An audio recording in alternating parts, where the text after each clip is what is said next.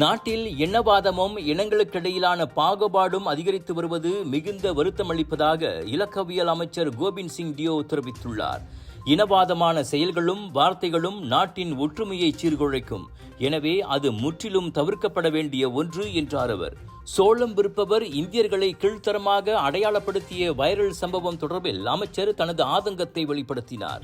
இந்திய சமூகத்தை அவமதிக்கும் வார்த்தைகளை பயன்படுத்திய அச்சம்பவம் விரைவாக விசாரிக்கப்பட வேண்டும் என்றும் கோபிந்த் சிங் வலியுறுத்தினார். இன மத மொழி வேறுபாடின்றி ஒவ்வொரு தனி மனிதனும் இந்நாட்டில் கண்ணியமாக நடத்தப்பட வேண்டும். இதற்கு மலேசியர்கள் ஒன்றாக இணைந்து செயல்பட வேண்டியது அவசியமாகும்.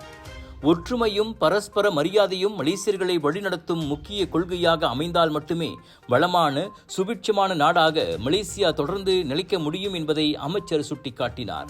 ஸ்லாங்கூர் செப்பாங்கில் சாலையோரம் சோளம் விற்கும் மலாய்க்கார குடும்பம் இனவெறியிலான அறிவிப்பு அட்டையை வைத்த சம்பவம் வைரலாகியுள்ளது.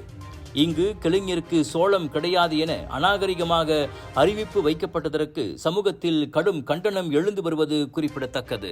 விலையோ மலிவு, செலவோ குறைவு, தரமோ உயர்வு, மனமோ நிறைவு. மக்களின் தேர்வு என்ரிகோஸ் முழு ஆடை சத்துள்ள பால்மாவு.